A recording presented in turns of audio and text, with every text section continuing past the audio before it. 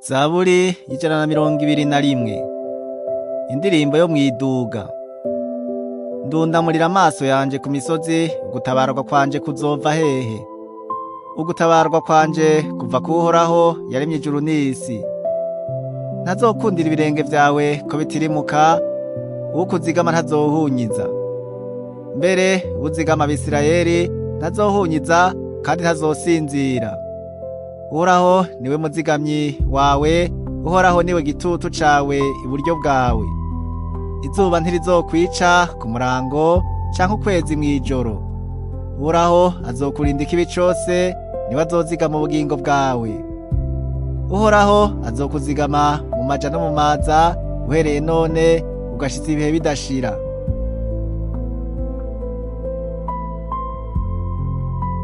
Zaburi y'ijana na mirongo ibiri na kabiri.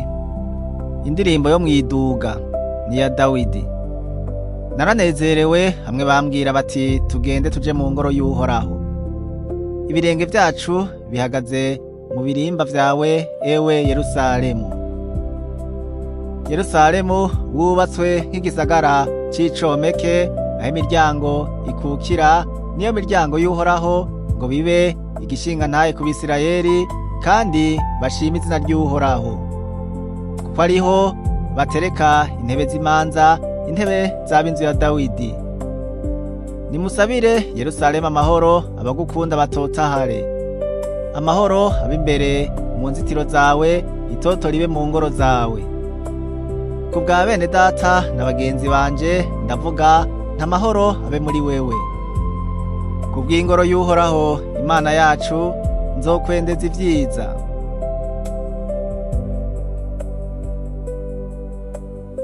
Zaburi y'ijana na mirongo ibiri na gatatu. Indirimbo yo mwiduga. Kuri wewe niho nundamurira amaso, wewe uvyagiye mw'ijuru. Nk'uko amaso y'abashumba bayahanga ukuboko kwa shebuja, kandi nk'uko amaso y'incoreke iyahanga ukuboko kwa inabuja, niko amaso yacu tuyahanga Uhoraho Imana yacu, gushitsa ahazotugirira ikigongwe. Utugirire ikigongwe Uhoraho we, utugirire ikigongwe, kuko tuduhiwe cane n'agakengerwe, imitima yacu iduhiwe cane n'agacokoro kabidibamiye, n'agakengerwe kabibone.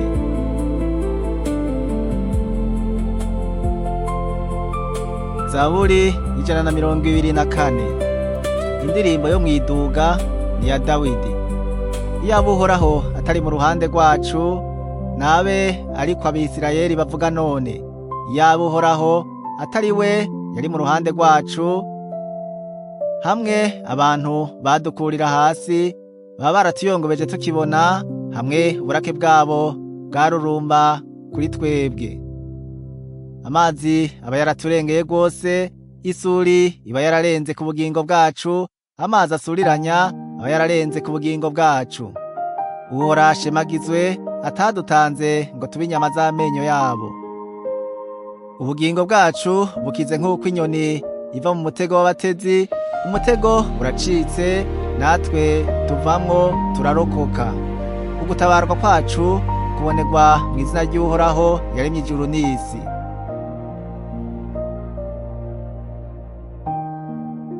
Zaburi y'ijana na mirongo ibiri na gatanu.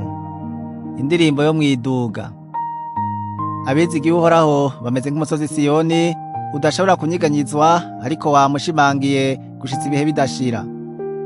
Nk'uko imisozi ikikije Yerusalemu, niko Uhoraho akikije abantu biwe, uhereye none ugashitsa ibihe vyose.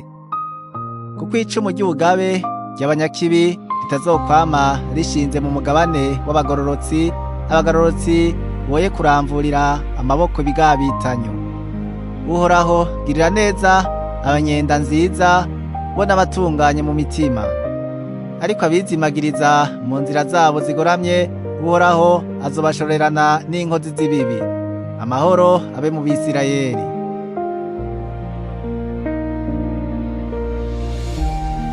Zaburi y'ijana na mirongo ibiri na gatandatu. Indirimbo yo mwiduga. Hamwe Uhoraho yagarukana ab'i Siyoni, bari barambukanywe ari nyagano, twari tumeze nk'abarota.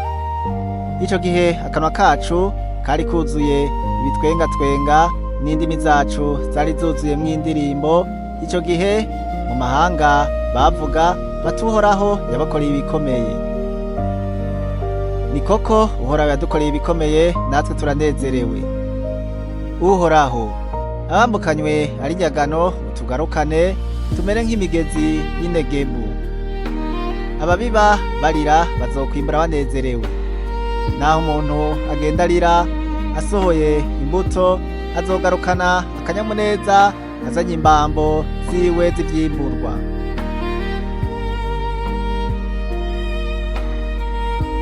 Zaburi 127.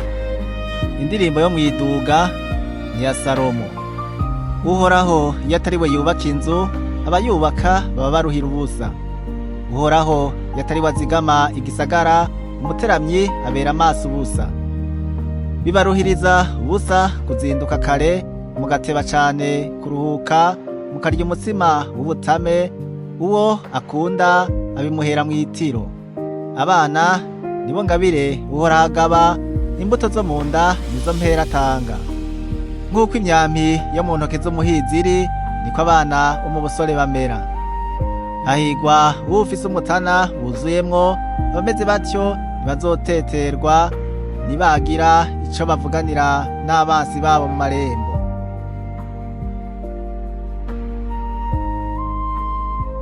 Zaburi 128.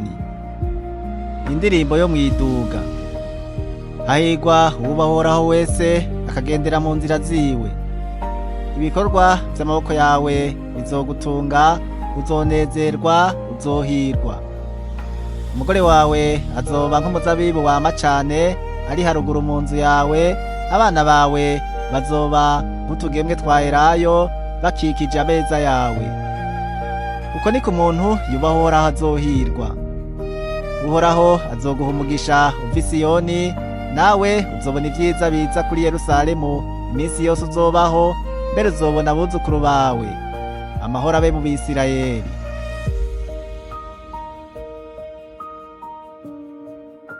Zaburi 129. Indirimbo yo mwiduga. Bambabaje kenshi uhereye mu buto bwanje, abariko Abisirayeli bavuga none, bambabaje kenshi uhereye mu buto bwanje, ariko ntibanesheje. Abarimyi barimye ku mugongo wanje, bahaciye imikuku miremire.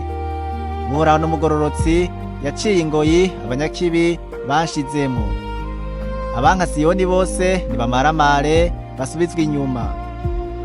Babe nk'ivyimejeje ku mazu vyuma bitarakura, ivyo mwimbuzi atazokuzuza n'ikiganza ciwe, canke utekera imbambo atazokuzuza ico yateze.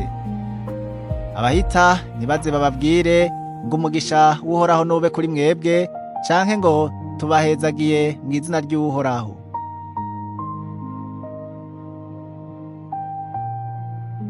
Zaburi 130.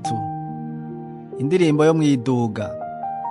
Uhoraho ndagutakambiye ndi bwina, bwirukiro niwumva ijwi ryanje. Amatwi yawe uyabangira ukumva ijwi ryo kwinginga kwanje. Uhoraho, wokwama wibuka ibigabitanyo bwirukiro, ninde yohava akazohagarara adatsinzwe. Ariko guharirwa kubonerwa kuri wewe, kugira ngo wubahwe. Nditeze Uhoraho, umutima wanje uramwiteze, kandi ijambo ryiwe niryo nizigiye. Umutima wanje uriteze Umwami Imana, urusha uko bateramyi basura ko buca, eka urusha uko bateramyi basura ko buca. Yemwe Bisirayeli, nimwizigire Uhoraho, kuko imbabazi zibonerwa ku Uhoraho, kandi kuri we niho habonerwa gucungurwa kwinshi. Kandi niwe azocungura Abisirayeli, abakure kw'ivyo bagabitanije vyose.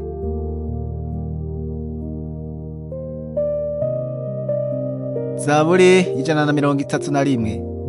Indirimbo yo mwiduga ni ya Dawidi. Uhoraho, umutima wanje ntiwibona, kandi amaso yanje ntiyishira hejuru, kandi sinishira mu vyo ntagezwemwo canke mu bitangaza bindengeye. Nukuri umutima wanje ndawuhwekereje, ndawuhojeje nk'uko umwana w'umucuko yigwandika kuri nyina, umutima wanje wigwandika kuri jewe nk'umwana w'umucuko. Wa bwoko bw'Abisirayeli, niwizigire Uhoraho uhereye none ugashitsa ibihe bidashira.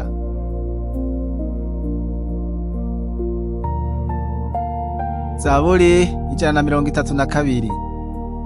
Indirimbo yo mwiduga.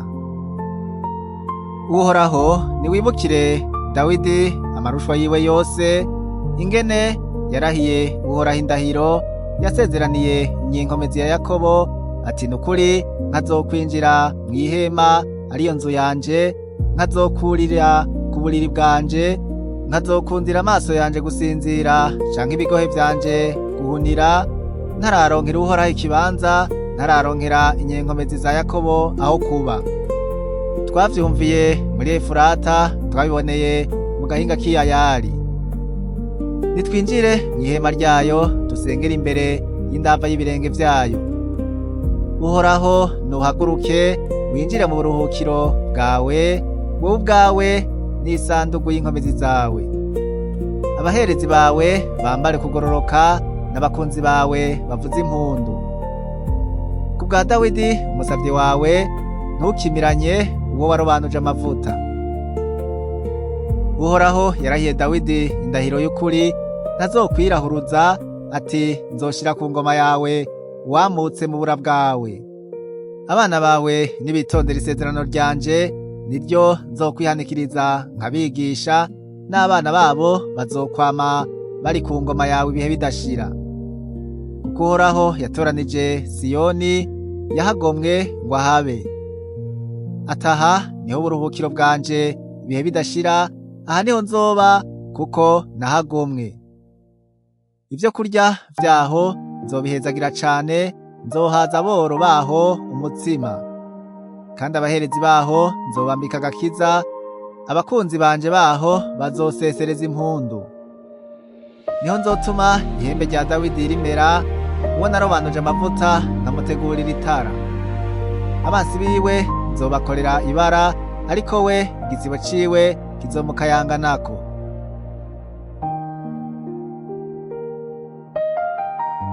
Zaburi 133. Indirimbo yo mwiduga ni ya Dawidi. Ewe kuntu ari vyiza kandi ari ivy'igikundiro ko abavukana babana nyakubana. Bimeze nk'amavuta ya elayo y'igiciro kinini, yasutswe ku mutwe, agashororokera mu bwanwa bwa Aroni, agashororokera ku misozo y'impuzu ziwe. Kandi bimeze nk'ikime co kuri Herumoni gitonda ku misozi y'i Siyoni, kuko hariho Uhoraho yagereye umugisha, niwo bugingo bw'ibihe bidashira.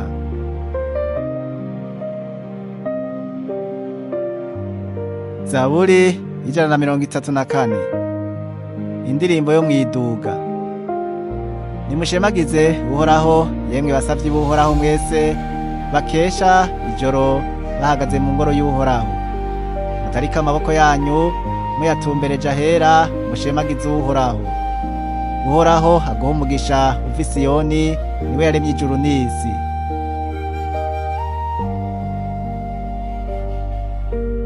Zaburi 135.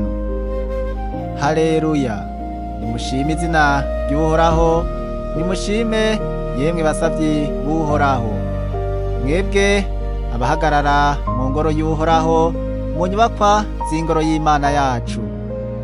Mushimire Uhoraho yuko ari mwiza, muririmbire izina ryiwe ishimwe kuko ari iy'igikundiro. Kuko Uhoraho yitoranirije Yakobo, Isirayeli yamutoranirije kuba wiwe bwite. Kuko nzi yuko Uhoraho ahambaye, kandi yuko umwami wacu asumba ibigirwamana vyose. Igihimbaye Uhoraho cose nico akora, mw'ijuru no mw'isi, mu kiyaga n'ibwina hose. Arandisha ibipfungu bikava ku mpera y'isi, imvura ayiremera imiravyo, asokorora umuyaga mu bushinguro bwiwe. Niwe yakubise abana b'imfura bo muri Egiputa arabica, imfura z'abantu bo n'uburiza bw'ibitungano. yarungitse ibimenyetso n'ibitangaza hagati yawe Egiputa, kuri Farawo no ku basavyi biwe bose. Niwe yariritse amahanga menshi, yica abami bahambaye, Sihoni umwami w'Abamori, na Ogi umwami w'i Bashani, n'abami b'ibihugu vy'i Kanani bose, agaba ibihugu vyabo ngo bibe umwandu w'Abisirayeli abantu biwe. Izina ryawe Uhoraho ryamaho ibihe bidashira, ewe Uhoraho icibutso cawe kizohoraho ibihe vyose. Kuko Uhoraho azocira urubanza abantu biwe, kandi azokwirimbura kuvyo agirira abasavyi biwe. Ibigirwamana vy'abanyamahanga n'ifeza n'izahabu nibikorwa n'amaboko y'abantu. Bifise akanwa ntibivuga, bifise amaso ntibibona, bifise amatwi ntivyumva, kandi nta mpwemu ziri mu kanwa kavyo. Ababikora bazohwana navyo, mbere n'uvyizigira wese. Yemwe ab'inzu ya Isirayeli, mushemagize Uhoraho. Yemwe ab'inzu ya Aroni, mushemagize Uhoraho. Yemwe ab'inzu ya Lewi, mushemagize Uhoraho. Yemwe abo bahoraho, mumushemagize. Bashemagirize Uhoraho i Siyoni, niwe aba i Yerusalemu. Haleluya.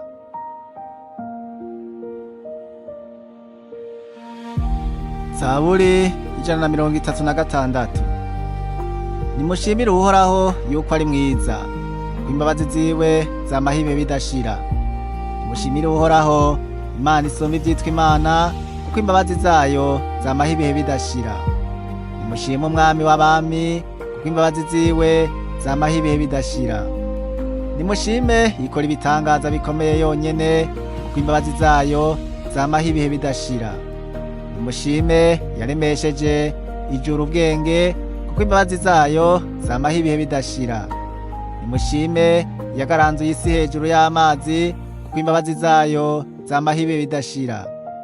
Nimushime yaremye ibibonesha bikuru, kuko imbabazi zayo zamaho ibihe bidashira. Yaremye izuba ngo riganze umurango, kuko imbabazi zayo zamaho ibihe bidashira. Yaremye ukwezi n'inyenyeri ngo biganze ijoro, kuko imbabazi zayo zamaho ibihe bidashira. Nimushime yaririkiye Abanyegiputa abana babo b'imfura, kuko imbabazi zayo zamaho ibihe bidashira. Igakura Abisirayeli hagati yabo, kuko imbabazi zayo zamaho ibihe bidashira. Ibakuje y'ikiganza gikomeye n'ukuboko kuramvuye, kuko imbabazi zayo zamaho ibihe bidashira. Nimushime yatandukanije ikiyaga gitukura, kuko imbabazi zayo zamaho ibihe bidashira. Igacisha Abisirayeli hagati yaco, kuko imbabazi zayo zamaho ibihe bidashira. Ariko igakunkumurira Farawo n'ingabo ziwe mu kiyaga gitukura, kuko imbabazi zayo zamaho ibihe bidashira. Nimushime yarongoye abantu bayo mu bugaragwa, kuko imbabazi zayo zamaho ibihe bidashira. Nimushime yariritse abami bahambaye, kuko imbabazi zayo zamaho ibihe bidashira. Ikica abami babaye barurangiranwa, kuko imbabazi zayo zamaho ibihe bidashira. Yica Sihoni umwami w'Abamori, kuko imbabazi zayo zamaho ibihe bidashira. Yica na Ogi umwami w'i Bashani, kuko imbabazi zayo zamaho ibihe bidashira. Igaba ibihugu vyabo ngo bibe umwandu, kuko imbabazi zayo zamaho ibihe bidashira. Mbere ngo bibe umwandu w'Abisirayeli, abasavyi bayo, kuko imbabazi zayo zamaho ibihe bidashira. Yaratwibutse aho twari mu bufafara, kuko imbabazi zayo zamaho ibihe bidashira. Idukiza abagwanizi bacu, kuko imbabazi zayo zamaho ibihe bidashira. Igaburira ibifise imibiri vyose, kuko imbabazi zayo zamaho ibihe bidashira. Nimushime Imana yo mw'ijuru, kuko imbabazi zayo zamaho ibihe bidashira.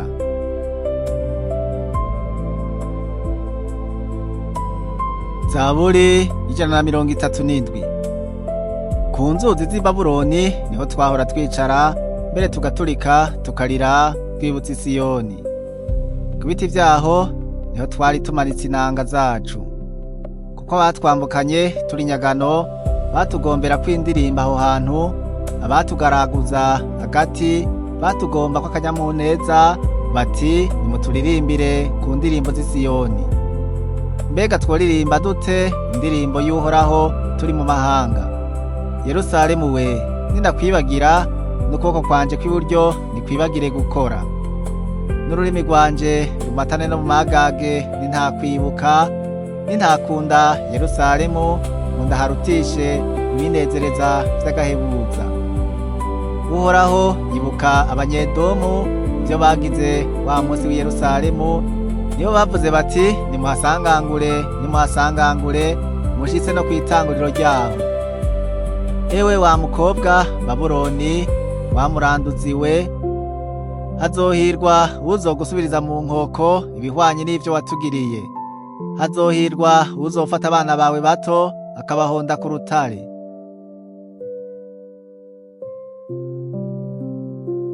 Zaburi 138.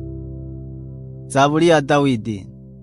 Ndagushimisha umutima wose, ndakuririmbira ishimwe imbere y'ivyitwa Imana.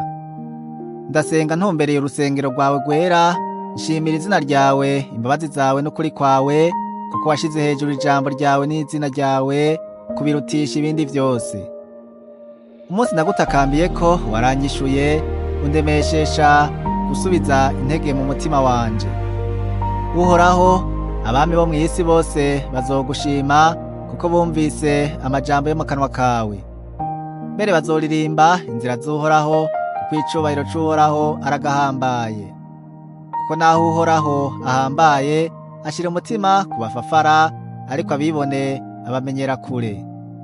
Naho ngendera hagati y'amarushwa, uzonzigama, uzoramvurira ukuboko kwawe kugwanya uburake bw'abansi banje, ukuboko kwawe kw'iburyo kuzonkiza.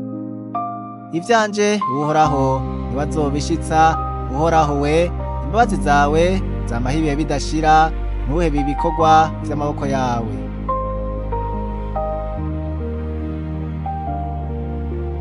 Zaburi 139. Iyi zaburi yahawe umukuru w'abaririmbyi ni ya Dawidi. Uhoraho waransuzumye uramenya, urazi icara ryanje niva hasi ryanje, umenyera kure ivyo niyumvira. Usorongora inzira zanje n'iryama ryanje, urazi iminyuro yanje yose. Kuko ata jambo riza mu rurimi rwanje wewe Uhoraho utararimenya rwose. Unkikije inyuma n'imbere, ushizeho ukuboko kwawe. Kumenya bene uko n'igitangaza ntobasha, kuransiga simbasha kugushikira. Mbega mpwemu wawe nomuhungira hehe? Canke nohungira hehe mu nyonga hawe? Noduga nkaja mw'ijuru uriyo, nokwisasira ikuzimu uriyo. Nokwabira amababa y'umutwenzi, nkagerera ku mpera y'ikiyaga, aho naho ukuboko kwawe kohandongorera, ukuboko kwawe kw'iburyo kohamfatira. Nokwibwira ni nukuri umwiza ugira unyubikizeko, n'umuco unkikije uhinduka ijoro, n'umwiza nawo ntugira ico woguhisha, ariko mw'ijoro habona nko ku murango, umwiza n'umuco kuri wewe ni bimwe. Kuko ari wewe waremye amafyigo yanje, wanteranirije mu nda ya mama. Ndagushimira yuko naremwe uburyo buteye ubwoba butangaje, ibikorwa vyawe nibitangaza, kandi ivyo umutima wanje urabizi neza. Urukanka rw'umubiri wanje ntiwaruhishwa, hamwe naremerwa mu mpisho, hamwe naremesherezwa ubwenge bw'ina mw'isi. Nkiri urusoro inyonga zawe zarambona, mu gitabo cawe handitswe nk'iminsi yanje yose yashinzwe hatarabaho n'umwe. Erega Mana, ivyiyumviro vyawe ni ivy'igiciro kuri jewe. Erega igitigiri cavyo ni kinini. Nobiharura vyoruta umusenyi mu bwinshi, nikangura nkiri kumwe nawe. Mana, icompa ukica abanyakibi, mva iruhande mwabagwisha inkumbi imwe. Bakuvugana icira bacumura, abansi bawe bavugira ubusa izina ryawe. Uhoraho, mbega sinanka abakwanga, kandi sinshavuzwa n'abagukuriye hasi. Mbanka urwanko rwuzuye kuri jewe n'abansi.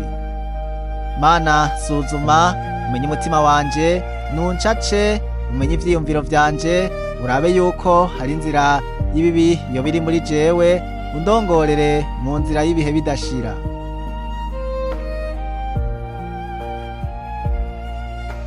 Zaburi 140.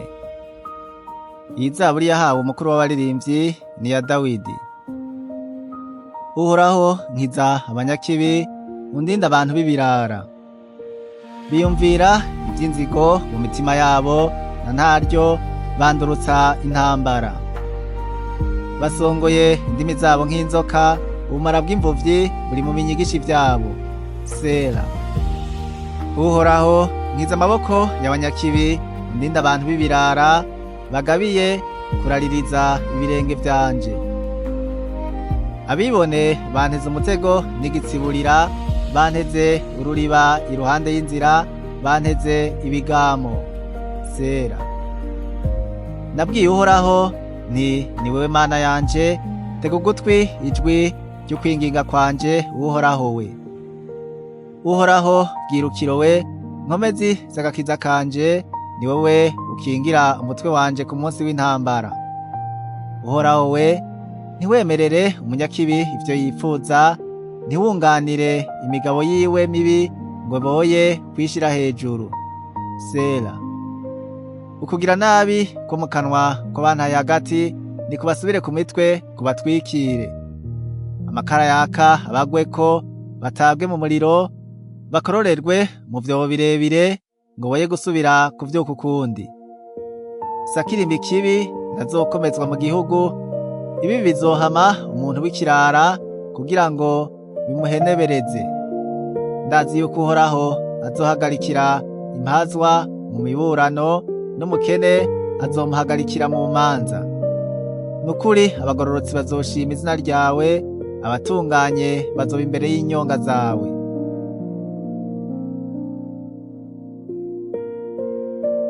Zaburi 141. Zaburi ya Dawidi. Uhoraho ndagutakambiye, tebuka uzaho ndi, utege ugutwi ijwi ryanje ninagutakambira. Ugusenga kwanje gushirwe imbere yawe nk'imibavu, n'amaboko yanje kuyatarika kube nk'ikimazi co ku mugoroba. Uhoraho shira umurinzi imbere y'akanwa kanje, rinda umuryango w'iminwa yanje. Ntuhindurire umutima wanje ku kibi na kimwe, ngo mfatanye ibikorwa vyo kugabitanya n'inkozi z'ibibi, noye gusangira nazo ibigemanije vyazo. Umugororotsi ankubise, bizoba ari ukungirira neza, ampanye bizoba ari nko kunsiga amavuta ya elayo mu mutwe, umutwe wanje woye kuvyanka. Ariko gusenga kwanje gukomeza kurwanya ivyaha vya babandi. Abacamanza babo bazotembagarizwa mu manga, niho abantu bazokumviriza amajambo yanje kuko aryoshe. Nk'uko umuntu arima agacisemo, niko amagufa yacu asabagiye ku munwa w'ikuzimu. Uhoraho bwirukiro, ni wewe mpanze amaso, ni wewe nizigiye, ntunte ngo mbe ruhebwa. Undinde umutego banteze n'ibigamo vy'inkozi z'ibibi. Abanyakibi abaribo bagwa mu rwabo ruriba, ariko jeho mbisimbe.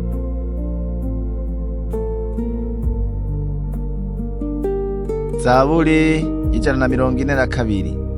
Indirimbo ya Dawidi yaronkeshejwe ubwenge, n'ugusenga kwiwe hamwe yari mwisenga. Ndatakambishiriza Uhoraho ijwi ryanje ndaryingingisha Uhoraho.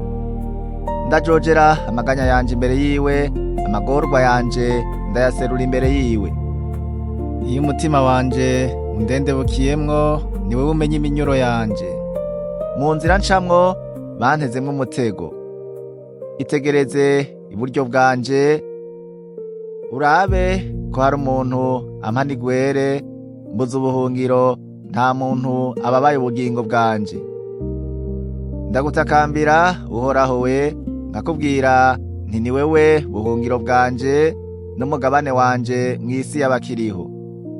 Banga ugutwi ugutakamba kwanje, kuko ncishijwe bugufi cane, unkize abampama kuko bandusha inkomezi.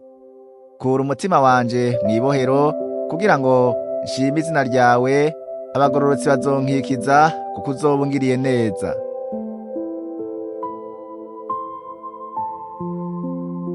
Zaburi 143. Zaburi ya Dawidi. Uhoraho we, niwumve ugusenga kwanje, tega ugutwi ukwinginga kwanje. Unyishure kubwo kuba mwizigirwa kwawe no kubwo kugororoka kwawe. Kandi ntushire umusavyi wawe mu rukinja, kuko atawo mu bariho azotsindira mu nyonga zawe. Kuko umwansi yahize umutima wanje, akantsinda hasi akansira ibanga, yatumye ngerera ahantu h'umwiza nk'abapfuye kera. Nico gitumye umushaha wanje undendebukiramwo, umutima wanje ukumirirwa muri jewe. Nibutse iminsi ya kera, ndimbura ivyo wakoze vyose, ngereranya igikorwa c'amaboko yawe.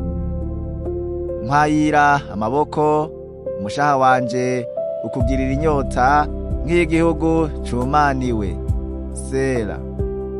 Uhoraho, nutebuke unyishure, umutima wanje urashiringitira, ntumpishe mu nyonga hawe, simbere nk'abamanuka baja muri rwa rwobo. Mu gitondo unyumvishe imbabazi zawe, kuko ari wewe nizigira, umenyeshe inzira nkwiye gucamwo, kuko ari wewe ncururira umutima. Uhoraho, nkiza abansi banje, ni wewe mpungiyeko ngo umpishe. Unyigishe gukora ivyo ugomba, kuko ari wewe Mana yanje, mpwemu wawe mwiza ndongore mu nzira irashe. Uhoraho, ungire muzima kubw'izina ryawe, ukure umutima wanje mu vyago kubwo kugororoka kwawe. Kandi urandure abansi banje kubw'imbabazi zawe. Uhonye abababaza umushaha wanje bose, kuko ndi umusavyi wawe.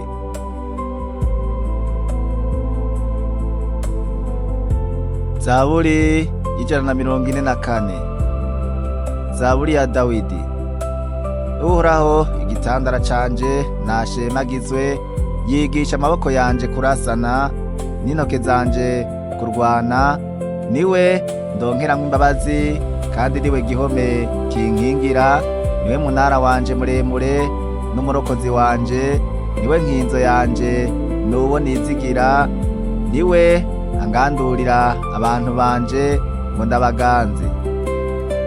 Uhoraho, umuntu niki aho umumenya, canke umwana w'umuntu aho mwiyumvira? Umuntu ameze nk'impwemu zihumetswe gusa, imisi yiwe imeze nk'igitutu gishira. Andaza ijuru ryawe, Uhoraho we, nawe wimanukire, ukore ku misozi ifumba umwotsi. Uravye imiravyo ubashwiragize, urasa imyampi yawe ubaca ivutu. Ramvura ukuboko kwawe uri hejuru, undohore, undokore mu mazi menshi, unkize ukuboko kw'abanyamahanga. Akanwa kabo kavuga ivyo kubesha, n'ukuboko kwabo kw'iburyo n'ukunyaba inyuma.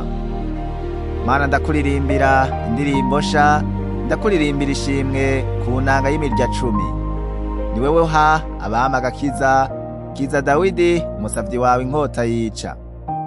Ndokora unkure mu maboko y'abanyamahanga, akanwa kabo kavuga ivyo kubesha, n'ukuboko kwabo kw'iburyo n'ukunyaba inyuma.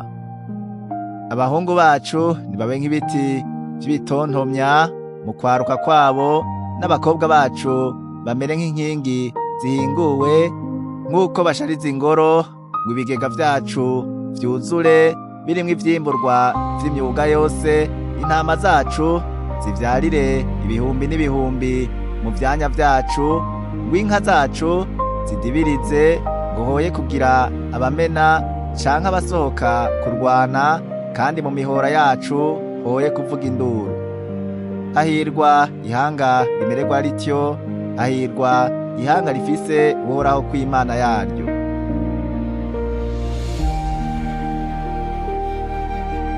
Zaburi 145. Zaburi yo gushima, ni ya Dawidi.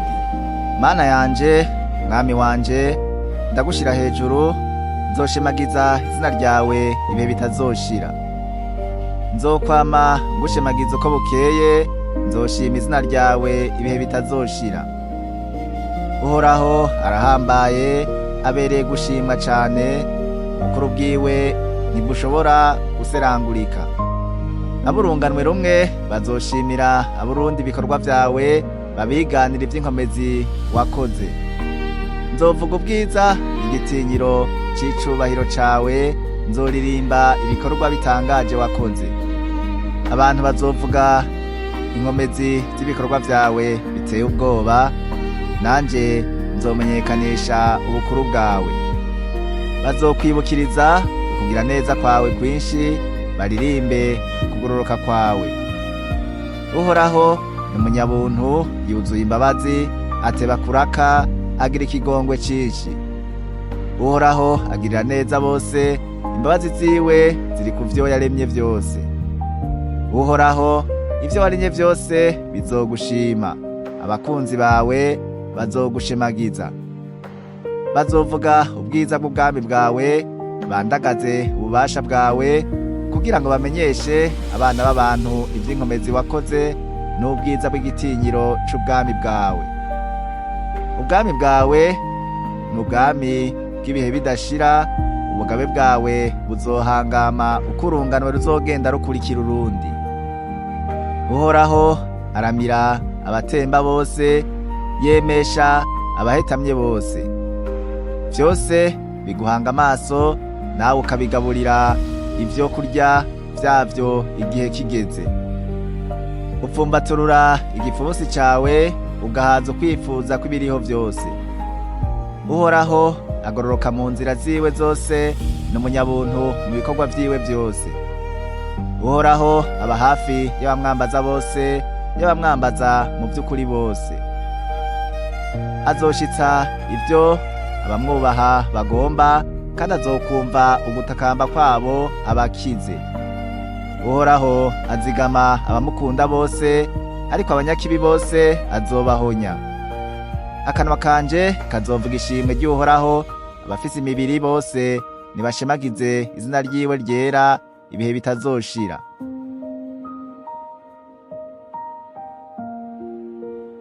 Zaburi 146. Haleluya, mutima wanje nushima Uhoraho. Nzokwama shima Uhoraho nkiriho, nzokwama ndirimbira Imana yanje ishimwe ngihumeka. Ntimukishimire abahambaye, canke umwana w'umuntu n'umwe ataco yoshobora gukiza. Impwemu ziwe zimuvamwo, akisubirira mw'ivu ryiwe, uwo munsi nyene imigabo yiwe igashira. Hahirwa uwufise Imana ya Yakobo ku mutabazi wiwe, akizigira Uhoraho Imana yiwe, niwe yaremye ijuru n'isi n'ikiyaga n'ibiri muri vyo vyose, agumya ukuri gushitsa ibihe bidashira. Acira imanza impahazwa, agaburira abashonje ivyo kurya. Uhoraho niwe abohora imbohe, Uhoraho niwe ahumura impumyi, Uhoraho niwe yemesha abahetamye, Uhoraho niwe akunda abagororotsi, Uhoraho niwe azigama inyambukira, ashigikira impfuvyi n'umupfakazi, ariko inzira y'abanyakibi arayigoreka. Uhoraho azohora ahangamye uko urunganwe ruzogenda rukurikira urundi, Imana yawe Siyoni izohora ihangamye ibihe vyose. Haleluya.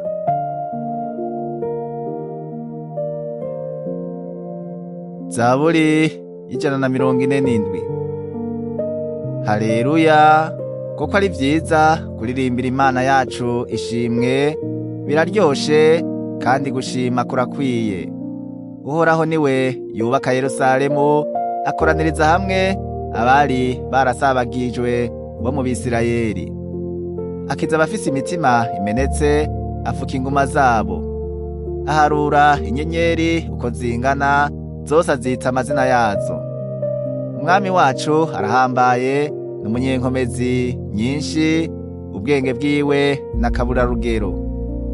Uhoraho aramira abaciye bugufi, acisha abanyakibi bugufi, akabashitsa hasi.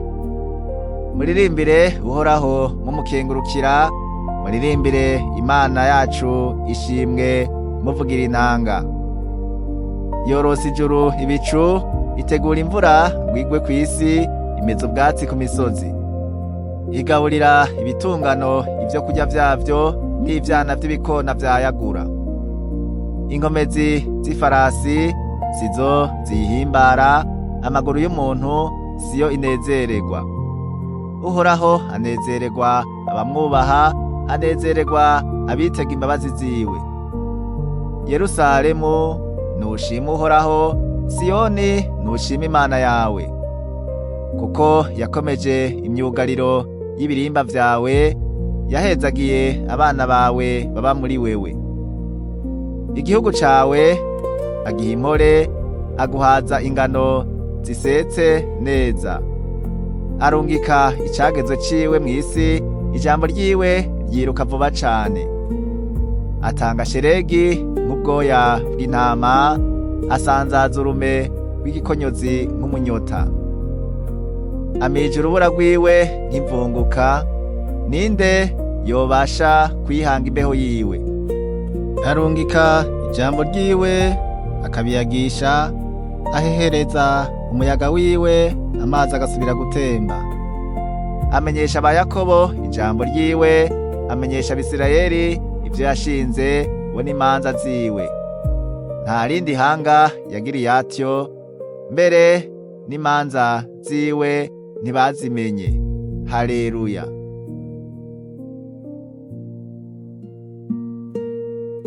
Zaburi 148. Haleluya. Mw'ijuru nimushime Uhoraho, nimumushimire ahasumba ijuru. Yemwe mwabamarayika biwe mwese nimumushime, yemwe mwangabo ziwe zose nimumushime. Yemwe zuba n'ukwezi nimumushime, yemwe nyenyeri zaka zose nimumushime. Yemwe majuru asumba amajuru nimumushime, nawe mazi yo hejuru y'amajuru. Nibishime izina ry'Uhoraho, kuko yageze bikaremwa, kandi yabihamangiye gushitsa ibihe bitazoshira, yashinze icagezwe c'intava. Mw'isi nimushime Uhoraho, yemwe bifi namwe ibyina hose, namwe muriro n'urubura na sheregi n'ibipfungu, nawe muyaga w'igihuhuta ushitse ijambo ryiwe, namwe bisozi birebire n'uturambi twose, namwe biti vyama bigatengera n'ibiti vy'amasederi vyose, namwe bikoko n'ibitungano vyose, namwe bikwega inda hasi n'ibifise amababa, namwe bami bo mw'isi n'amahanga yose, namwe abahambaye n'abacamanza bose bo mw'isi, namwe misore n'inkumi, namwe batama n'abana, nibishime izina ry'Uhoraho, kuko izina ryiwe ryonyene ariryo rishizwe hejuru, ubukuru bwiwe buri hejuru y'isi n'ijuru. Kandi yashize hejuru ihembe ry'abantu biwe, niryo shimwe ry'abakunzi biwe bose, nibo Bisirayeli, ihanga yiyegereje. Haleluya.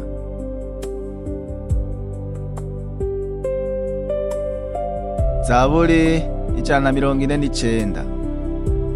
Haleluya. Nimuririmbire Uhoraho indirimbo sha, muririmbire ishimwe ryiwe mw'ikoraniro ry'abakunzi biwe. Abisirayeli banezererwe yabaremye, abana b'i Siyoni bagirira kaneza umwami wabo. Bashimire izina ryiwe mu mvyino, bamuririmbira ishimwe batamba agashako k'ingoma, bavugira inanga. Kuko Uhoraho ahimbarwa n'abantu biwe, azoshariza abaciye bugufi, abambika agakiza. Abakunzi biwe bavugiriza impundu muri ico cubahiro, baririmbishwe n'akanyamuneza bari mu mariri yabo.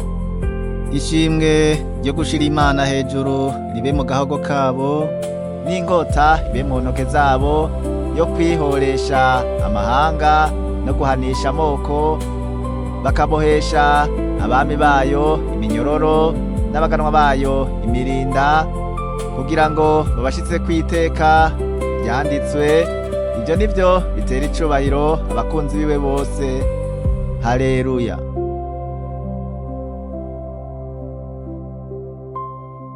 Zaburi 150. Haleluya. Mushimire Imana ahera hayo, mwishimire no mwitazanure ry'ubushobozi bwayo. Mwishimire ivy'inkomezi yakoze, mwishime nk'uko bibereye ubukuru bwayo buhambaye. Mwishimishe ijwi ry'inzamba, mwishimishe ikembe n'inanga, mwishimishe agashako k'ingoma n'imvyino, mwishimishe ibifise imirya n'imyironge, mwishimishe kuvuza cane ivyitwa matowazi, mwishimishe kuvuza matowazi mwijwi rirengera. Igihumeka cose nigishima Uhoraho. Haleluya.